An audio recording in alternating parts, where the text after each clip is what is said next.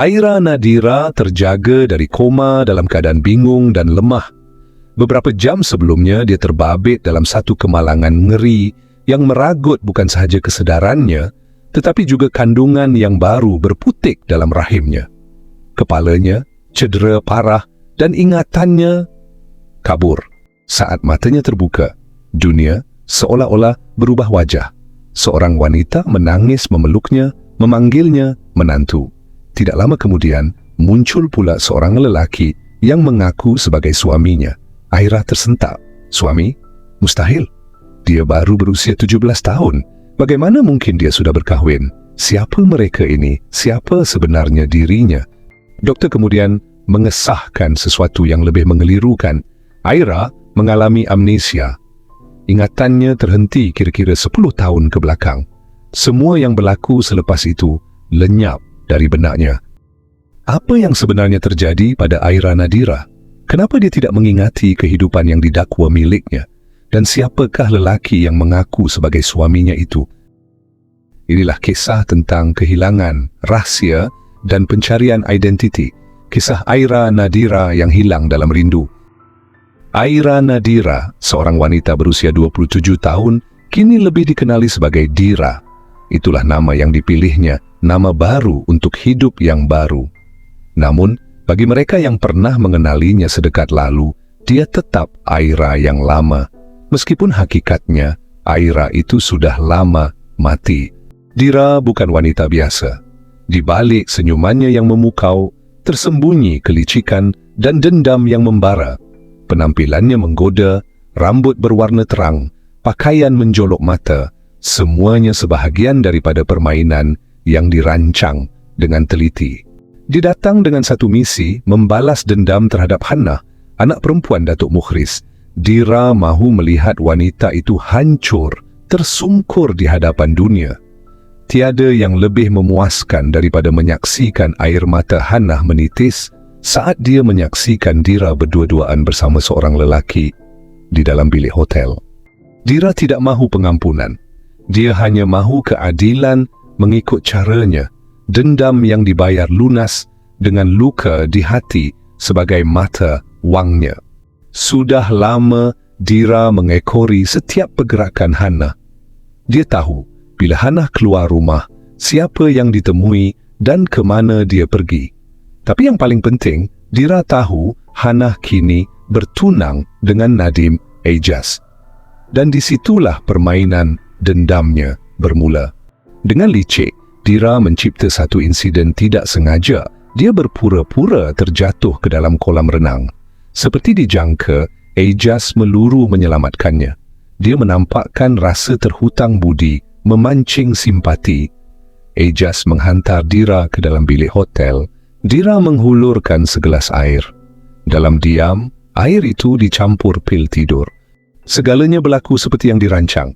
Beberapa waktu kemudian, Ejaz tersedar dalam bilik hotel, bingung namun tidak mampu mengingati dengan jelas apa yang berlaku. Dan disitulah Dira menunggu, tenang dan tersenyum, berpakaian jubah mandi. Ejaz juga dalam keadaan yang sama, tiada hubungan fizikal, tiada perlakuan terlarang, namun cukup untuk membangkitkan syak wasangka. Dan tepat pada waktu yang dirancang, pintu bilik terbuka. Hannah berdiri membatu di ambang pintu, wajahnya pucat menahan kejutan. Di sisinya, Nurul, adik kandung Ejaz, menatap abangnya dengan mata yang penuh kekecewaan. Kedua-duanya menyaksikan sendiri. Dira dan Ejaz dalam jubah mandi, berdua-duaan dalam sebuah bilik hotel. Air mata Hannah menitis tanpa suara. Nurul menarik nafas panjang, sukar percaya dengan apa yang dilihat. Sementara itu Dira hanya memandang mereka dengan senyuman kecil di hujung bibir. Dalam diam, hatinya bersorak puas. Satu bab dalam dendamnya telah tertulis dengan sempurna, dan ini baru permulaan. Hannah sangat marah dengan tindakan ayahnya yang memutuskan pertunangannya tanpa sebarang perbincangan. Dia berasa dikhianati oleh keputusan yang tergesa-gesa itu, apatah lagi ketika hatinya masih teguh percaya kepada Ejaz. Dengan penuh ketegasan, Hannah menafikan segala tuduhan terhadap tunangnya. Dia tidak percaya Ejaz curang. Hannah hanya mampu menggenggam kemarahannya. Dalam diam, dia tahu ini belum titik noktah. Dia yakin kebenaran belum sepenuhnya terungkap. Jika semua orang memilih untuk percaya pada apa yang mereka lihat, maka dialah yang akan mencari apa yang belum kelihatan. Kerana dalam hatinya, yang paling dalam, dia tahu seseorang sedang merancang semuanya. Dan wanita itu tidak lain tidak bukan Dira. Ejaz tahu dia tidak bersalah. Namun yang paling menyedihkan, keluarganya sendiri enggan mempercayainya. Dira terlalu licik, begitu pandai bermain peranan hingga mampu mempengaruhi fikiran Datuk Ehsan dan Datin Hamidah untuk menerimanya sebagai menantu seolah-olah semuanya benar dan sah. Tanpa mereka sedar, Ejaz sebenarnya sudah lama berniat memutuskan pertunangan dengan Hana. Namun niat itu bukan kerana dia mahu berkahwin dengan Dira. Hakikatnya, dia sendiri tidak pernah mengenali siapa Dira sebenarnya. Dan kini, dia terpaksa menerima kenyataan pahit itu. Bayangkan, Ejaz harus mengahwini seorang wanita yang tidak dicintainya, tidak dikenalnya, malah tidak pernah dipercayainya sejak awal. Dia tahu Dira telah memerangkapnya dengan sengaja. Tetapi apa yang dia tidak tahu ialah kenapa Dira sanggup melakukan semua ini. Mengapa Dira tergamak memalukan dirinya sendiri dan menjatuhkan maruah keluarga lelaki yang kononnya akan menjadi suaminya. Lebih menyakitkan, semuanya didorong oleh ugutan. Dira memegang sesuatu yang membuat Ejaz terpaksa akur. Demi menjaga nama baik keluarga dan demi mengelakkan keretakan yang lebih besar, Ejaz akhirnya tunduk pada permintaan orang tuanya agar dia berkahwin dengan Dira. Namun dalam hatinya, keresahan terus bergema. Apa sebenarnya yang Dira mahukan dan sampai bila dia harus menjadi mangsa dalam permainan ini? Sepanjang bergelar isteri kepada Ejaz, Dira menggunakan pelbagai cara untuk menyakitkan hati Hana.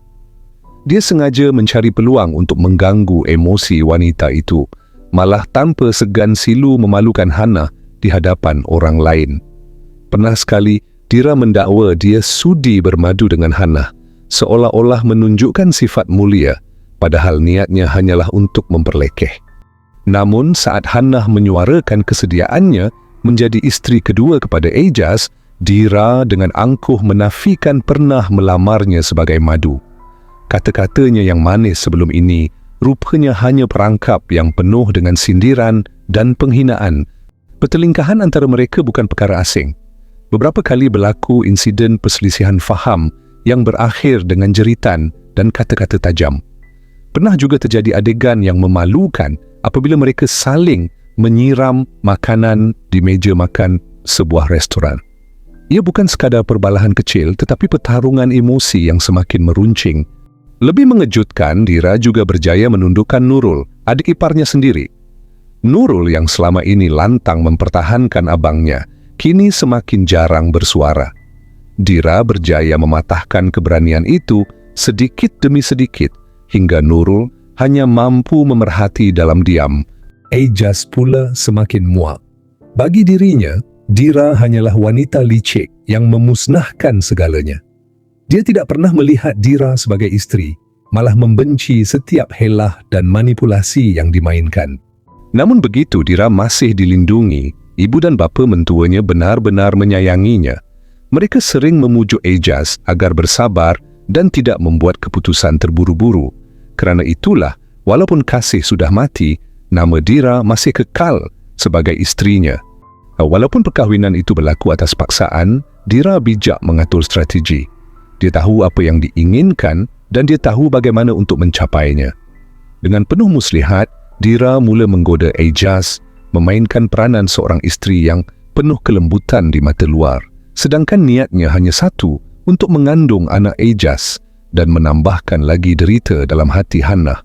Tindakannya tidak sekadar kejam, malah tidak mampu digambarkan dengan kata-kata. Adik iparnya, Nurul, dan suaminya sendiri, Ejaz, semakin hari semakin membenci kewujudannya. Bayangkan saja, Dira sengaja merancang kehamilan itu sebagai senjata. Dia mahu membuktikan kepada Hana bahawa dirinya telah berjaya merampas cinta Ejaz sepenuhnya, bahawa dia kini memiliki sesuatu yang Hannah tidak akan pernah miliki. Perlahan-lahan, Dira menanam rasa benci yang mendalam dalam diri Nurul dan Ejaz. Setiap kelakuan dan tutur katanya seakan racun yang mencemarkan hari-hari mereka. Senyumannya menjadi sindiran, kata-katanya menjadi luka. Ejaz pula tidak pernah lupa bagaimana Dira menjatuhkan maruah dirinya dan keluarganya. Ia bukan sekadar kesalahan, tetapi satu pengkhianatan yang akan terus menghantui ingatannya. Situasi mula berubah apabila satu kejadian tragis hampir meragut nyawa Dira. Tanpa disedari, kenderaannya telah diekori oleh seseorang yang diupah dan Dira yang panik cuba melarikan diri. Namun dalam kekalutan itu, dia gagal mengawal kenderaan yang dipandunya. Keretanya terbabas dan hentakan kuat di bahagian stereng menyebabkan kepalanya terhantuk sebelum semuanya menjadi gelap. Dira segera dikejarkan ke hospital. Keadaan tegang menyelubungi suasana. Ibu bapa mentuanya benar-benar terkesan dengan insiden yang menimpa menantu mereka. Hati mereka lebih hancur saat mendapat tahu Dira mengalami keguguran. Anak yang dikandungnya, harapan yang baru mula tumbuh, hilang sekelip mata. Namun kejutan terbesar masih belum tiba. Ketika Dira akhirnya sedar daripada koma, wajahnya tampak bingung. Dia memandang sekeliling bilik wad yang dipenuhi wajah-wajah yang tidak dikenalinya. Setiap mata yang memandangnya dibalas dengan pandangan kosong. Dia langsung tidak mengenali sesiapa. Dan yang paling mengejutkan, Dira tidak lagi membahasakan dirinya sebagai Dira. Dengan suara lemah tetapi jelas, dia memperkenalkan dirinya sebagai Aira.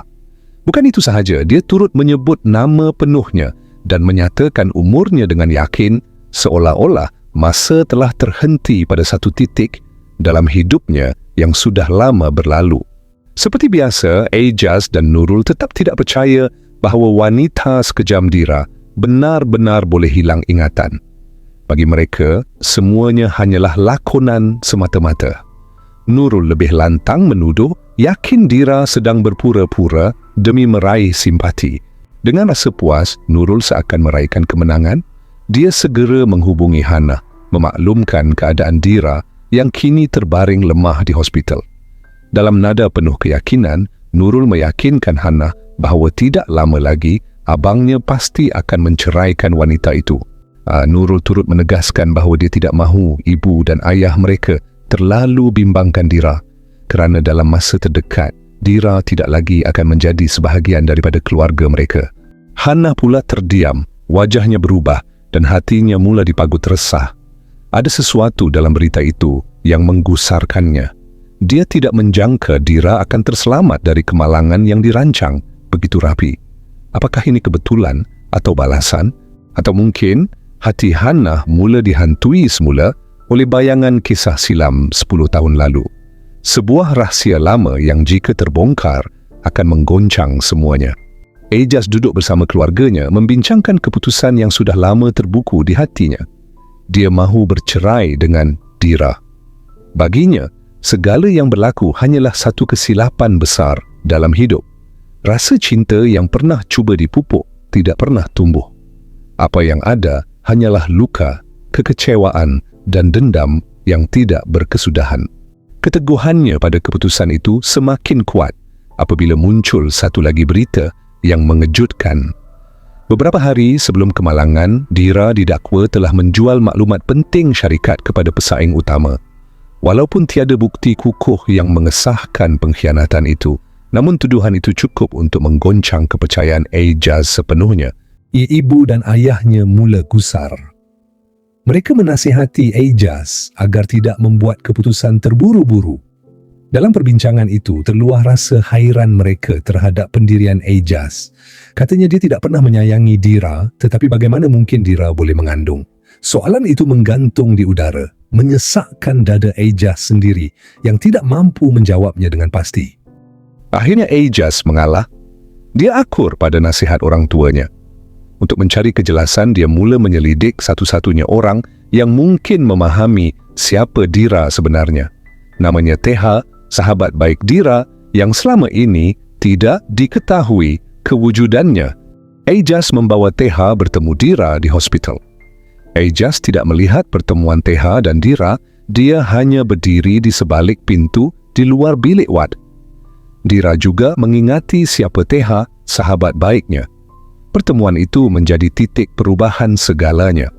Di hadapan matanya sendiri, Ejaz menyaksikan Dira tidak mengenali sesiapa yang lain, tetapi reaksi Dira saat mendengar nama Tok Wan dan disebut tentang hari lahir, terakhirnya membuatkan segalanya terbongkar.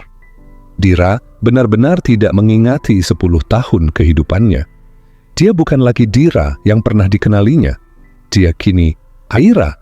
Aira hanyalah seorang gadis yatim piatu yang hidup dengan kenangan masa lalu yang terhenti. Ingatannya beku tepat pada hari ulang tahunnya yang diraihkan bersama Tok Wan dan Teha sebelum semuanya menjadi gelap. Sejak hari itu, Ejaz tidak lagi memanggil wanita itu sebagai Dira. Dia memandangnya sebagai Aira, seorang wanita baru yang tidak tahu apa-apa tentang masa silam yang penuh duri.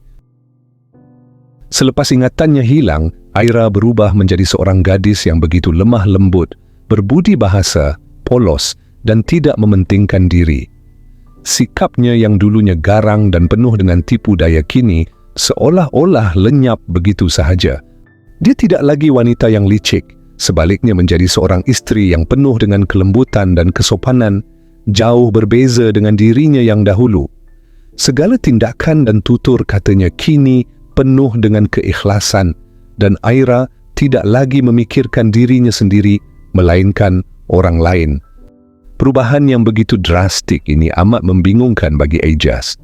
Pada awalnya, dia masih dihantui dengan kenangan perbuatan Dira, wanita yang pernah menyakiti hatinya dan merosakkan segala yang telah dibina. Rasa benci terhadap istrinya yang dahulu begitu mendalam. Dia cuba menafikan perasaan itu, cuba menjauhkan dirinya dari Aira, walaupun perasaan yang mengusung dirinya sangat bertentangan dengan kenyataan baru ini.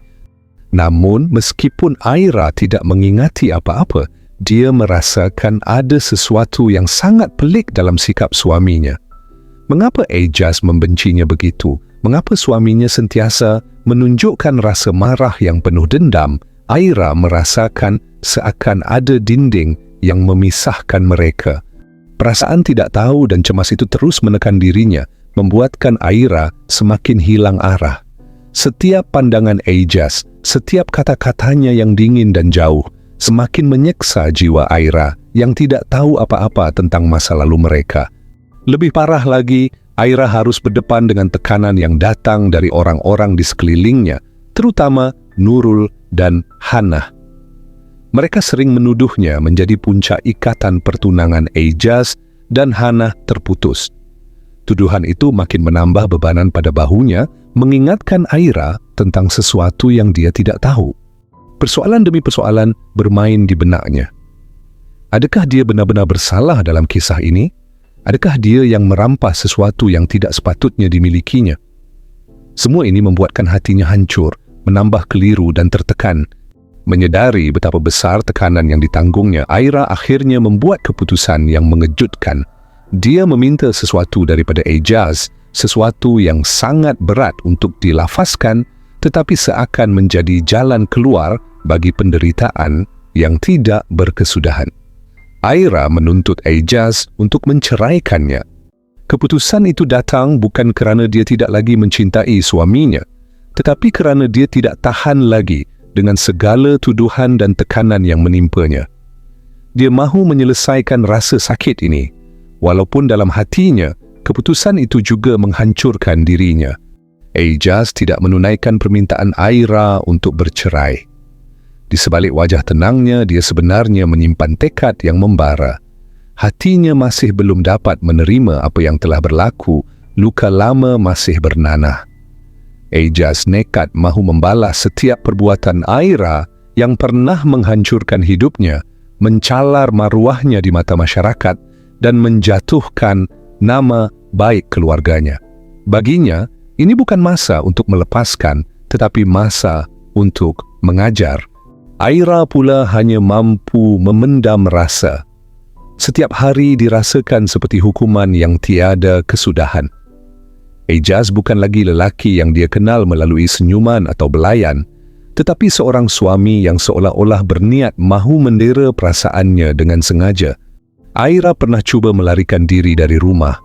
Dia tidak lagi sanggup bertahan, beban emosi, rasa bersalah yang dia sendiri tidak tahu puncanya, dan layanan dingin daripada orang sekeliling membuatkan dia hampir putus asa. Namun dalam kekalutan itu, Ejaz akhirnya bersuara. Dengan nada yang tegas tetapi tenang, dia menyatakan bahawa putusnya ikatan pertunangan dengan Hannah tidak pernah ada kaitan dengan Aira. Kata-kata itu menjadi sedikit pelindung di tengah ribut yang melanda jiwanya. Bahkan, Ejaz sering mengingatkan Aira agar tidak mudah terpengaruh dengan hasutan Nurul dan Hannah. Dia memberi amaran agar jangan sekali-kali menurut segala arahan mereka, walaupun datang dengan alasan yang lembut atau janji yang manis. Namun begitu, Aira tetap tidak bebas. Setiap langkahnya seolah-olah diperhati, setiap senyumannya dicurigai. Nurul dan Hannah tidak pernah berhenti cuba menjatuhkannya, seolah-olah mereka mahu melihat Aira hancur, tersungkur, tanpa mampu bangkit kembali. Waktu terus berlalu. Tanpa disedari, hati Ejaz yang selama ini keras dan penuh dendam terhadap Aira mula dilembutkan oleh sikap polos wanita itu. Dia tertarik dengan kelembutan Aira, dengan cara halus Aira menjalani kehidupan tanpa keluhan meskipun dikelilingi rasa benci dan tuduhan yang tidak pernah surut. Dalam diam, Ejaz mula menaruh perasaan terhadap wanita yang satu ketika dahulu dianggap sebagai beban dalam hidupnya.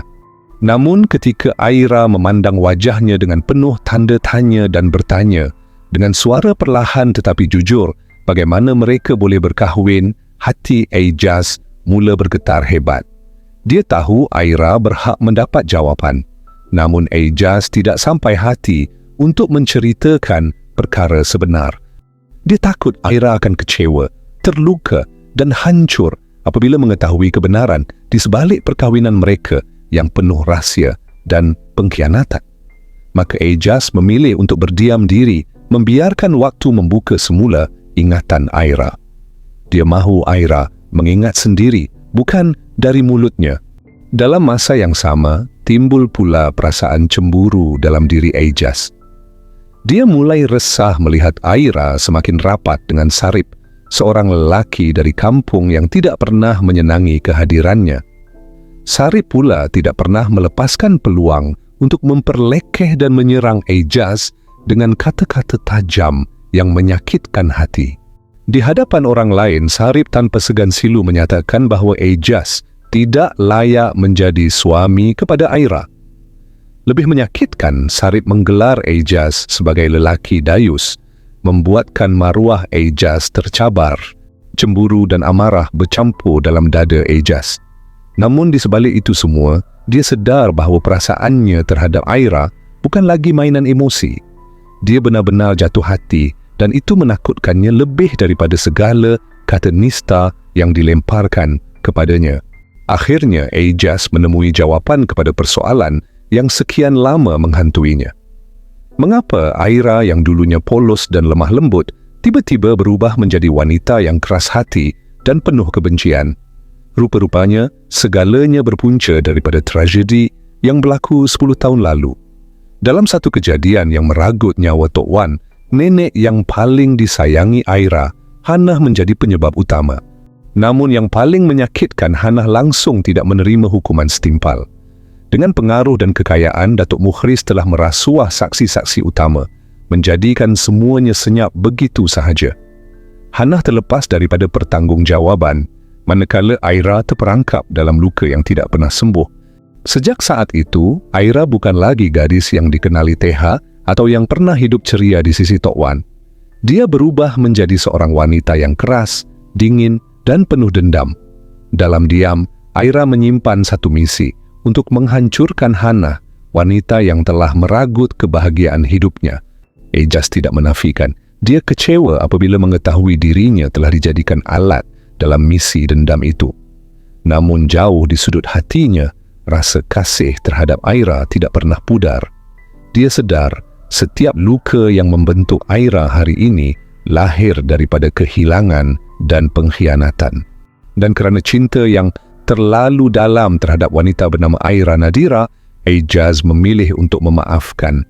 Dia mahu menerima Aira sepenuhnya, bukan sebagai beban masa lalu, tetapi sebagai isteri yang dicintainya sepenuh hati. Sedikit demi sedikit, ingatan Aira mula kembali. Wajah-wajah yang kabur mula jelas satu persatu. Dia mula mengingati setiap kejadian yang pernah berlaku dalam hidupnya, mula merangkai kembali kepingan-kepingan ingatan yang hilang. Ingatannya terhadap Tok Wan yang sangat dia kasihi datang menerjah bersama peristiwa tragis 10 tahun lalu yang telah meragut nyawa wanita tua itu. Segalanya kembali jelas. Dia juga mula sedar siapa sebenarnya Hana, wanita yang menjadi punca utama luka paling dalam hidupnya. Dan lebih menyakitkan, Aira akhirnya sedar apa yang pernah dia lakukan terhadap Ejaz, lelaki yang kini menjadi suaminya. Perasaan bersalah mula membalut hati Aira. Luka yang ditorehnya pada hati Ejaz terasa begitu dalam dan menyesakkan. Dengan hati yang berat, Aira sekali lagi memohon perpisahan. Dia ingin melepaskan Ejaz agar lelaki itu bebas mencari kebahagiaan sendiri, tanpa bayang-bayang masa silamnya yang kelam. Namun siapa sangka dalam kebisuan luka, cinta rupanya telah tumbuh dalam diam. Rasa yang mereka pendam selama ini bukan sekadar simpati atau kasihan, tetapi kasih sayang yang tulus. Mereka sedar dalam diri masing-masing telah lama berakar satu perasaan yang tidak mampu dinafikan lagi. Akhirnya, Ejaz dan Aira memilih untuk saling memaafkan dan melangkah ke hadapan bersama. Mereka tidak lagi menoleh ke belakang. Luka lama dijadikan pengajaran dan cinta dijadikan kekuatan untuk membina kehidupan baru. Bersama harapan, bersama kasih yang jujur, mereka melakar pengakhiran yang penuh bahagia. Sebuah penutup yang indah buat Nadim Ejaz dan Aira Nadira.